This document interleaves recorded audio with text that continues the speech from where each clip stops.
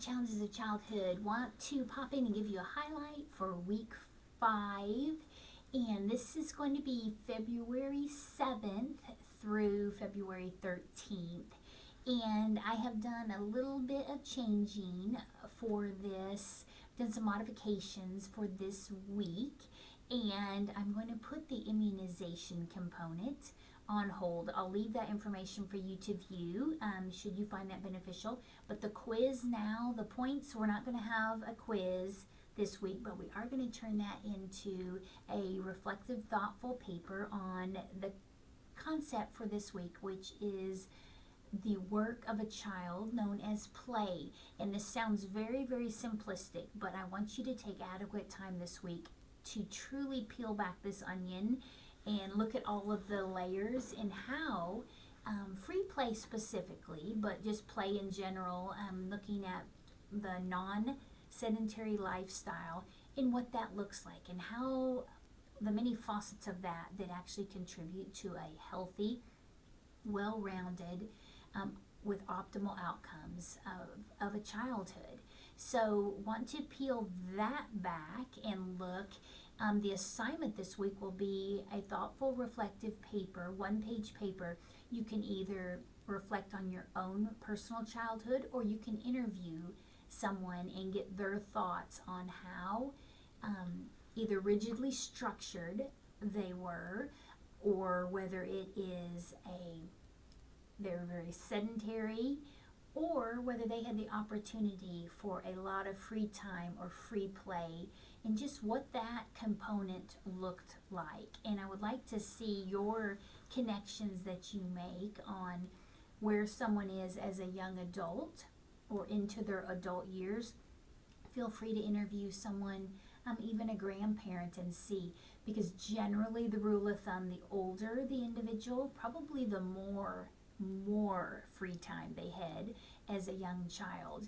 And we see there is definitely a trend. I've put some evidence-based practice and research articles on this module for you to see, because we are stacking ever so tightly and such rigid schedules that we are trying to unfold for children in the current culture and current society, creating this false sense of if you have any free time, it's wasted time. So I want to get your thoughts on that this week. Known benefits of play are obviously, if we take away from screens and we get people up and moving, there's the physical activity component that is a plus, which leads to and prevents a lot of physical conditions or ailments later. So that's a huge bonus. Social skill building, learning how to interact as a toddler as they move, first as an infant, interacting with a caregiver, then as a toddler, transitioning into the preschooler that will go from where as a toddler can play the same activity, but they're separate. They're playing independently in a room. Now preschooler will have that social interaction of, we're not only playing cards separately as toddlers, now we're going to come together, and I'll be the fireman, you be the policeman, and we play together. I'll be the mom, you be the dad. That's in the preschool stage. There's that social interaction. Then we move into the school age child, where now we're going to come together, and on the playground we're going to get a relaxed, organized game of kickball. And then it goes more into the adolescence, where all these skills kind of start to come together, hopefully.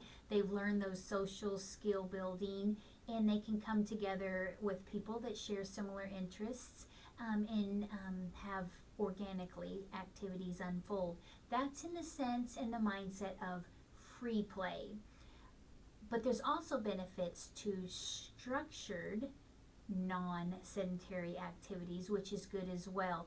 But the point of this week is that it's such a delicate balance. So I want to get your thoughts on this for sure.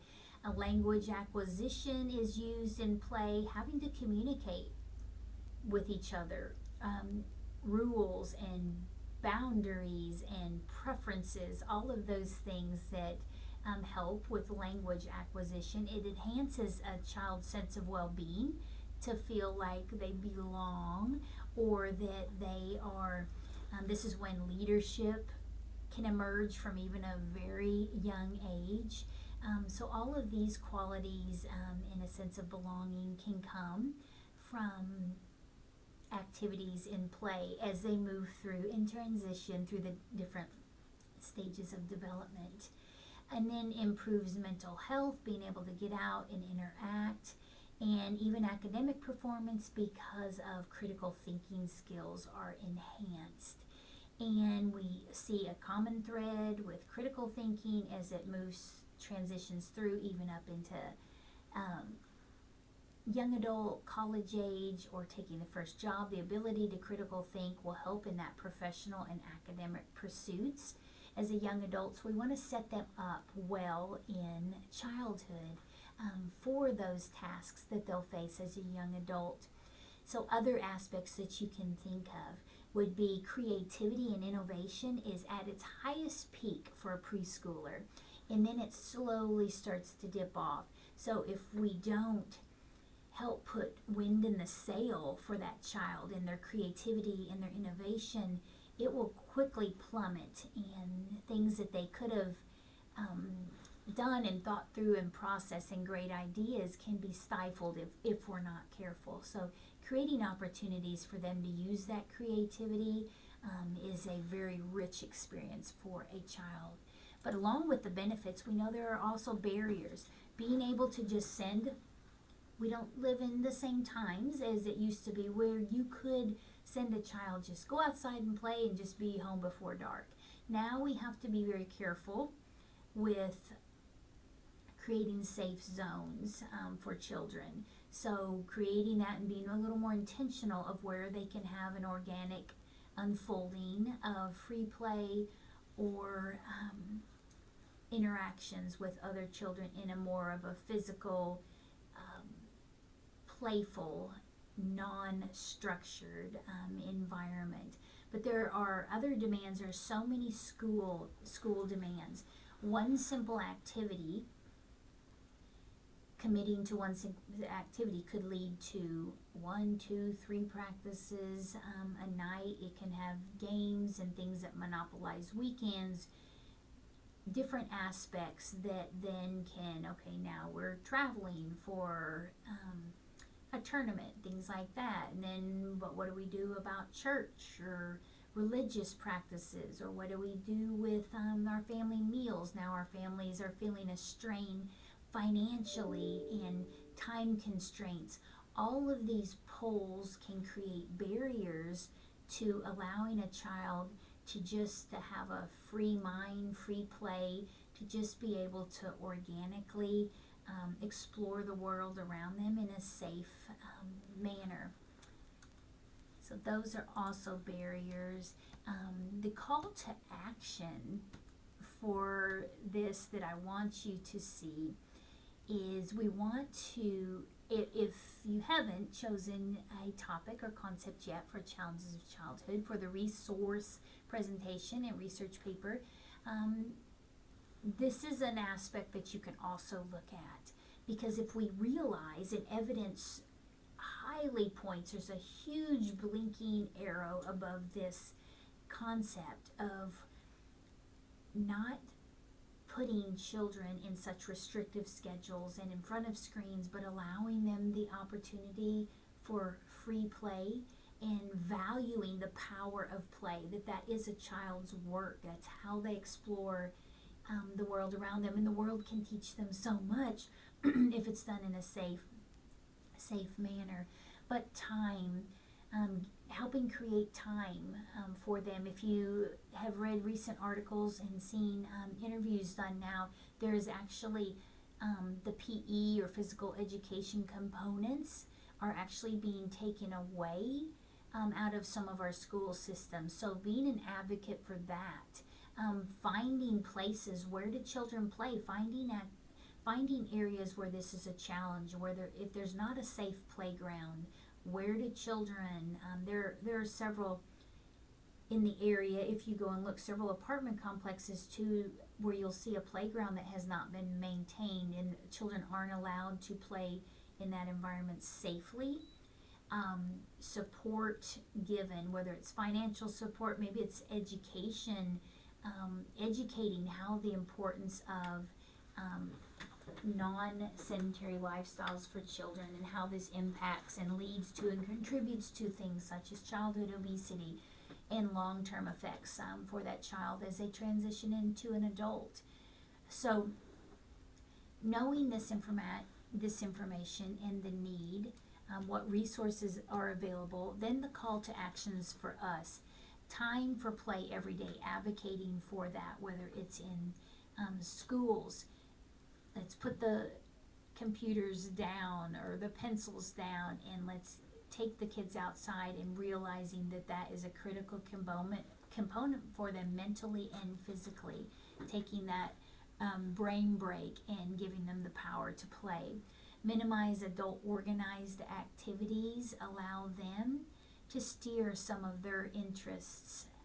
So minimizing structured adult, not saying it's not supervised and safe, but just where it's not structured, where there's so many rules and they're robotically carrying out the rules before them, but they're not thinking through themselves and utilizing that creativity and innovation and being able to inflate and enhance that critical component that's important to childhood.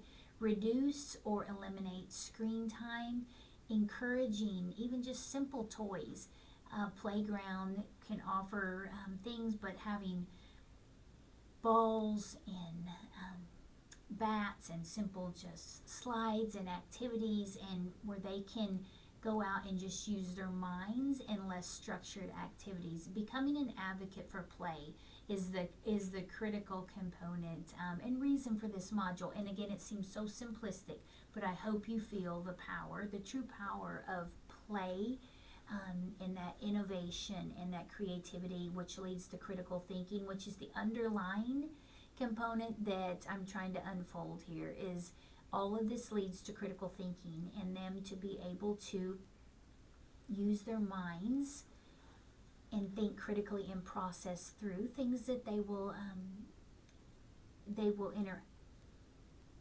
interact with as they move and transition and grow into developmental stages, people that they will interact with, situations that they will be faced with, that they'll be able to utilize and implement those critical thinking skills that are a result of that creativity and innovation they were allowed to process through independently and freely and organically. So this week again, one reflective, thoughtful paper, either interviewing someone else and their thoughts on this. You can find an article and write about. I want to hear your thoughts on this, though. It can be about your childhood and the benefits or negative aspects. What were the barriers or the benefits in your childhood, or interview someone else, and then just submit that paper to me, because I do want to hear your thoughts on it.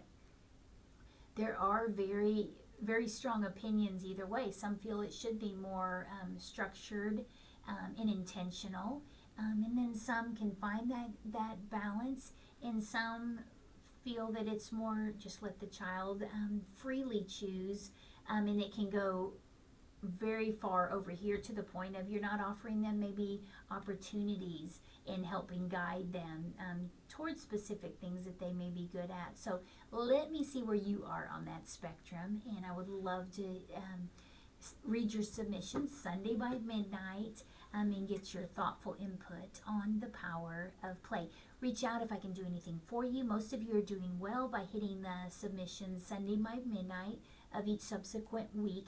I have received topics or concepts or challenges that you want to unfold for your and explore for your resource presentations and research papers. And again, those can be the same topic, or you can divide them out and do two separate, whichever that you feel is beneficial. If you're having trouble choosing a topic, make an appointment, come see me, and I would love to help you dive into that. Take care and have a super week.